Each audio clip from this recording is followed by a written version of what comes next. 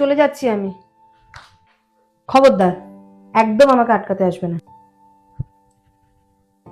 আমার পক্ষে এই অভাবের সংসারে থাকা সম্ভব হচ্ছে না গো।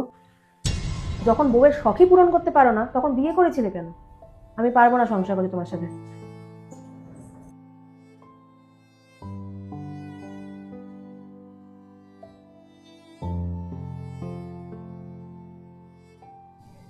হ্যালো মা।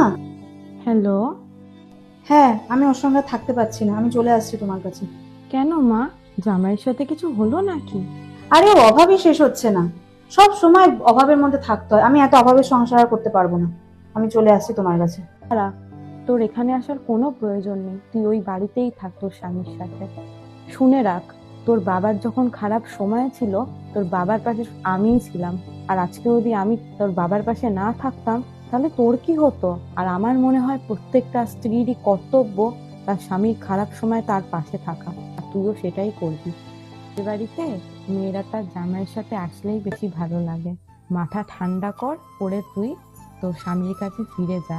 আর একটা কথা মাথায় রাখ, প্রত্যেকটা পুরুষের সফলতার পেছনে কিন্তু তার নারীরই হাত থাকে।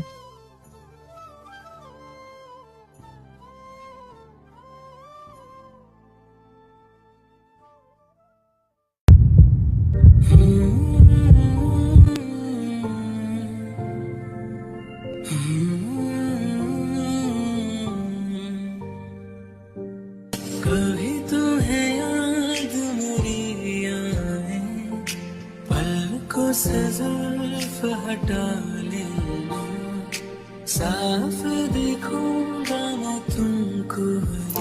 যে নারী শূন্য পকেটে তার স্বামীর পাশে থাকে, সেই নারী প্রকৃত স্ত্রী হওয়ার যোগ্যতা রাখে।